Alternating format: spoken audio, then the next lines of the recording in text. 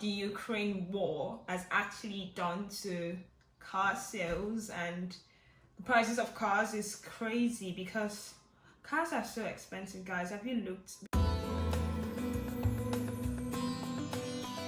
Hey guys, so welcome back to my YouTube channel. It's your girl Bola Abioye, and I'm happy to finally be back on YouTube.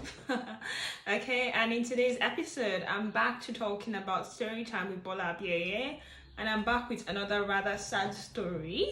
Okay, it's sort of a life update, and also it's a really sad story for me. I've been off YouTube for some time because I've had something called decision fatigue.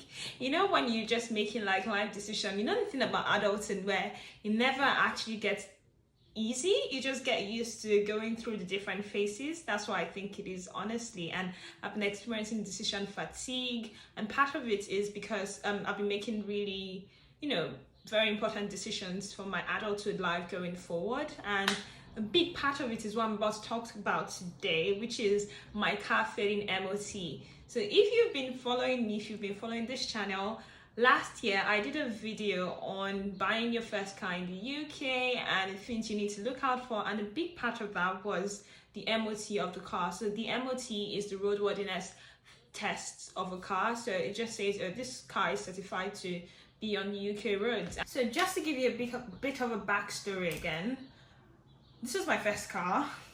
I never bought a car before in Nigeria. When I was still in Nigeria, I drove my mom's car, so I didn't have to bother with buying a car. So I was just like, what the hell? I'm not looking to buy, when you buy a first car, you're not looking to buy another car next year. So just like, what's that? Anyway, I had to open my purse and buy this car. And this year, if you've been following me on Instagram, by the way, make sure you follow me on Instagram. I am at _Oyebola_.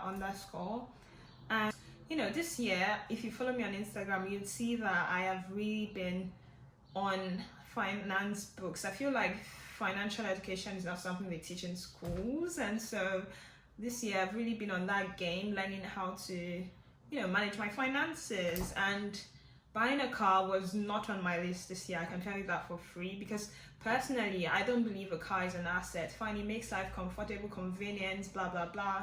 So I wasn't thinking of buying a car for this year. And you may be wondering why, okay, your car failed MOT, move on, Bola. Why do you need to buy another car? Guys, like, the thing about it is my job, in case you don't know, I am a community physiotherapist with the NHS. And so that job role actually requires a car. And I just changed my job description from being more like ward-based community physiotherapist to being an actual community-based community physiotherapist. So the essence of all that is I needed my car more than ever. So that was like the wrongest time for things to go wrong with my car. And when this happened, this was when I was preparing to go to Thailand. By the way, make sure you check out my Thailand vlogs. They are amazing, and I see the numbers they've been doing. Thank you for watching. Okay, I am just a little girl with my new YouTube channel, so please do not forget, by the way, to like this video. That really helps my channel, please guys, and please subscribe because I have more stories coming through. And honestly, the point of sharing this MOT story is because I know that certain people will actually benefit from hearing the story. So maybe you don't make the mistakes that I do, or you walk in making decisions knowing the implications of your decisions, in terms of, in case you're someone like me that has to buy a car in the UK, so you can, know what you're walking into, and you know what the market is like. So I was going to Thailand, and this trip was already booked, yet my car failed MOT. So I had this failed MOT car. I remember the day I took my car in for the MOT test. By the way, make sure you book your MOT in advance. Don't be like me. I waited to the last minute to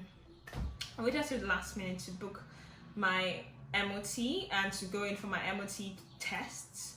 So I did that, and the implication of not going early for your MOT test is if there's something wrong with your car, you won't have enough time to have it fixed before your MOT runs out. So MOT lasts for a year. It's a roadworthiness test, lasts for a year.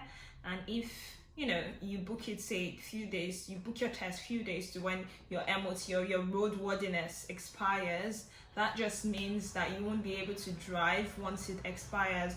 So I took it to the first mechanic. He told me, oh, something is wrong in my engine. I wasn't having engine light on, I was just having lots of exhaustion, smoke, and that was a red flag for MOT. I just felt, oh, this is something that will be easily fixed, because I've had friends that had problems with the exhaust with smoke and it was fixed. But anyway, this was a problem with my engine. I went to the first guy because it was an independent mechanic. I thought, this guy is trying to run me scam as a Nigerian girl. So I went to this other big garage where they also told me, like, look, what is wrong with your car is deeper than just exhaustion. The exhaustion is just the byproduct of that.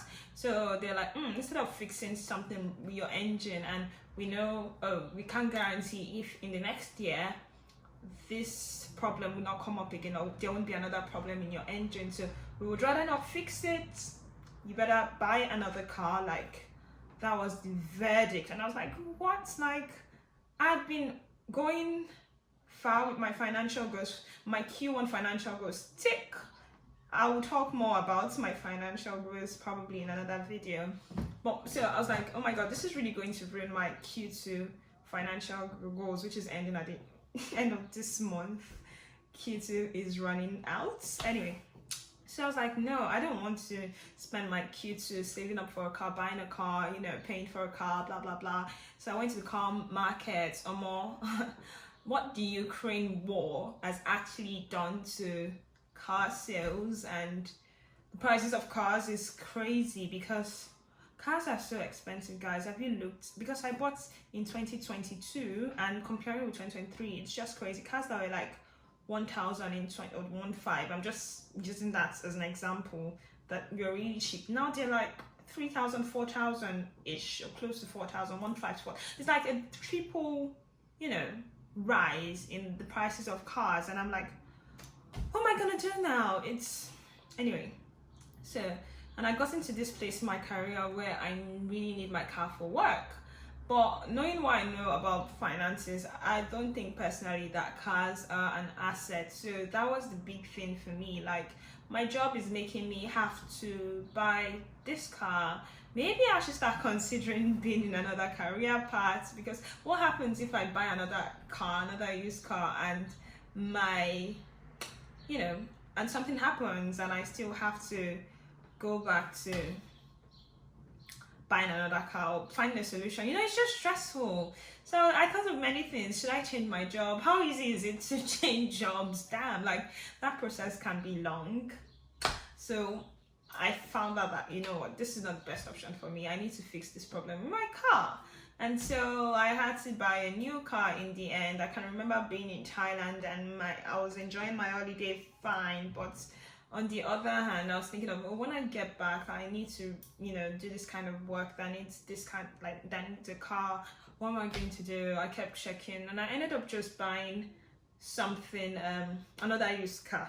I know used cars are show me shiggy in this country. Like, I've seen things just using a used car, but I had to, because it's just what I had to do for my job. Okay, I had to buy a cheap used car because, again, like I said, cars are not assets, and the interest rates generally, you can see Bank of England, is it 4.5% now? Correct me in the comment section if I'm wrong. I think Bank of England is giving the lowest interest rate for mortgages is 4.5. That's their base rate now. So anyway, the thing is that these things feed into the prices of cars. If you're going to buy, like, the kind of car where you drop a deposit and you're putting in the monthly payment, I think it's called, is it PCR? Leave a comment in the comment section if I'm wrong.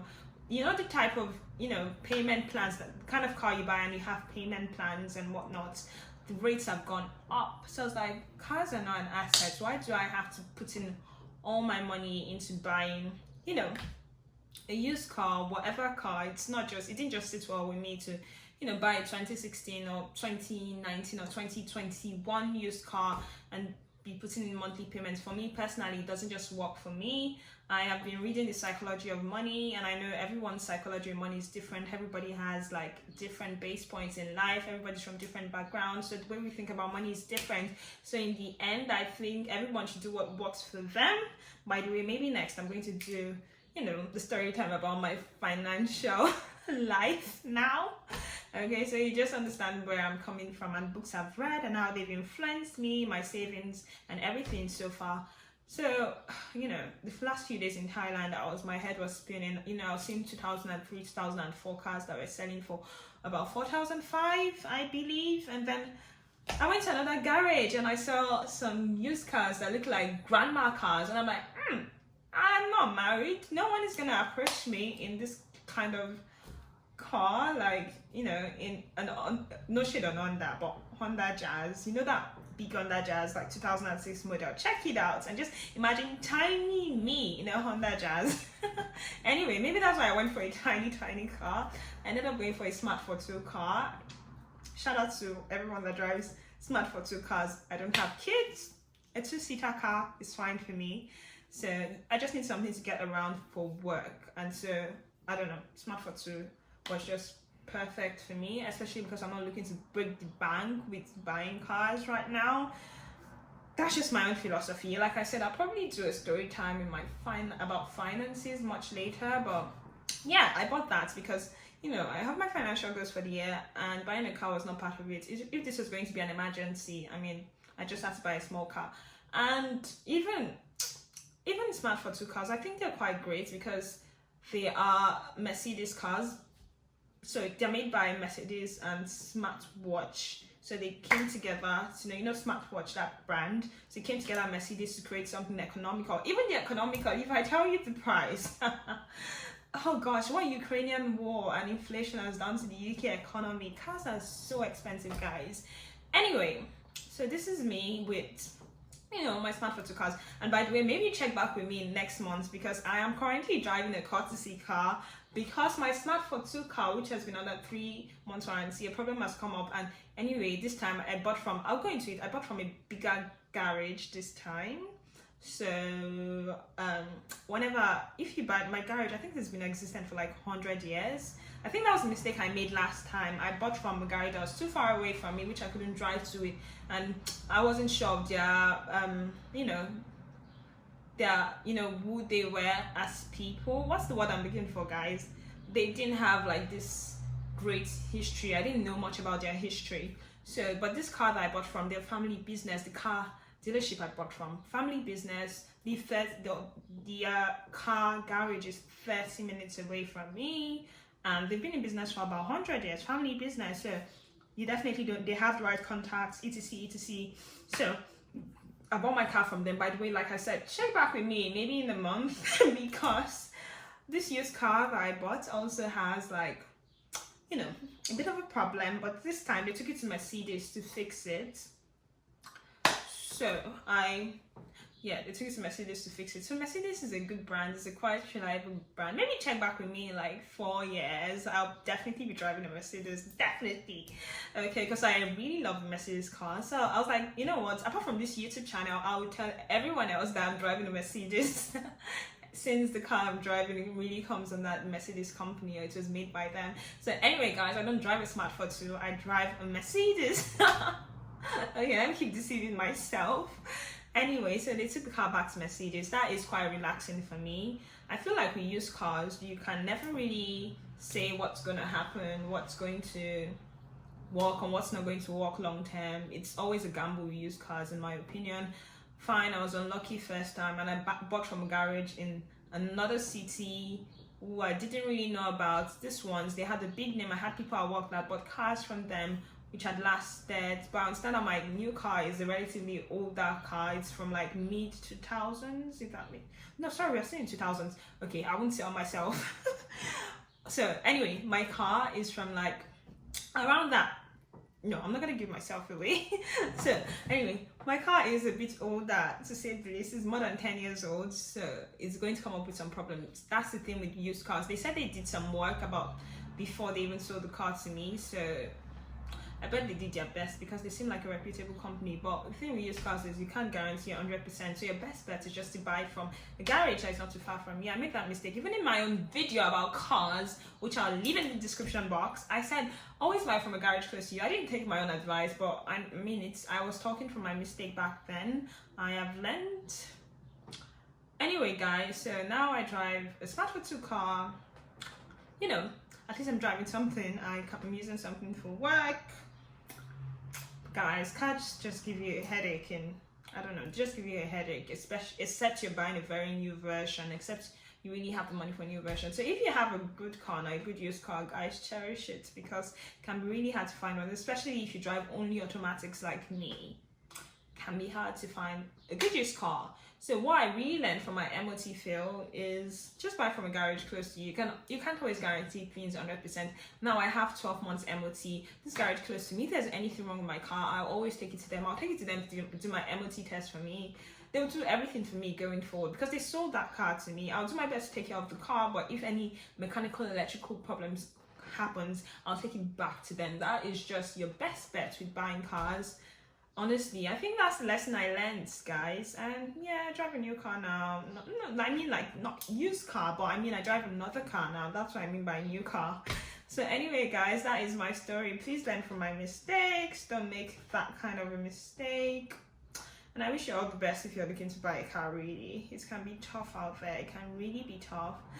Okay, and I will see you in my next video, probably about financial, financial market, the housing market now, investing as a single girl or investing in your 20s, really, that sort of thing. So if you're interested in that kind of content, which I am obsessed with actually, and to know what I have been doing this year with saving, investing, and all my financial goals, and how that's tied into my car buying, how I've had to readjust and what to do, in case of unexpected circumstances like this, definitely subscribe. Okay, hit that subscribe button so you can see all my videos. Turn on the notification bell. Definitely like, subscribe to this channel.